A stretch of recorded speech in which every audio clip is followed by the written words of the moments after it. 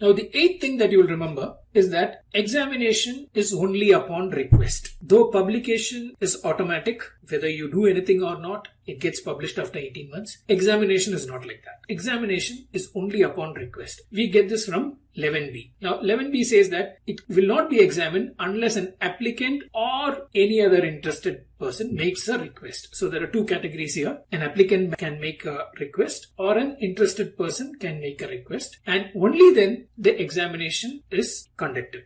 The ninth thing you will remember is with regard to mailbox applications. And we had already mentioned mailbox application is a term that is referred to applications that were filed under section 5.2, which is predominantly pharmaceutical applications for products. And 11b3 states that in case of application in respect of a claim for a patent under 5.2, which is mailbox, before Jan 2005. So these two things, 5.2 and before this date, tells us that it's a mailbox application. A request for examination shall be made in the prescribed manner within the prescribed time by the applicant or any other interested person. Now, this exception is being made because the 18-month period doesn't make sense here. Do you see the issue? This exception is made because if you filed an application in 1998, the Novartis application was filed sometime in 1998. If you file it in 1998, your 18 months will easily go before 2005. And the mailbox applications are not taken up for examination before 2005.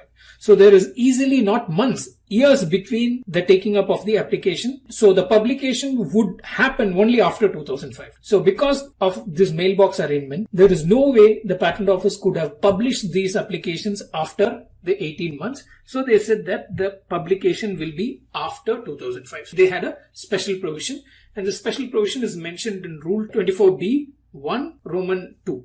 The 10th thing you will remember is that if there is no request for examination that is made, then the application is treated as withdrawn. Now we get this from subsection 4, which says that an application shall be treated as withdrawn if there is no request for examination made within the period that is specified. There are two exceptions here. An applicant may at any time withdraw the application by making a request in the prescribed manner. Now we have seen that there is a provision to withdraw the application, or there has been a secrecy direction which has been issued under 35, and the request for examination will be postponed till the secrecy direction is revoked. Again, secrecy direction will not allow you to process the application or do anything with the application which will bring the knowledge of the application to the public. Publication will bring the knowledge of the application to the public, and after publication comes examination. So these two things are kept in suspended animation during a secrecy direction. So that creates an exception to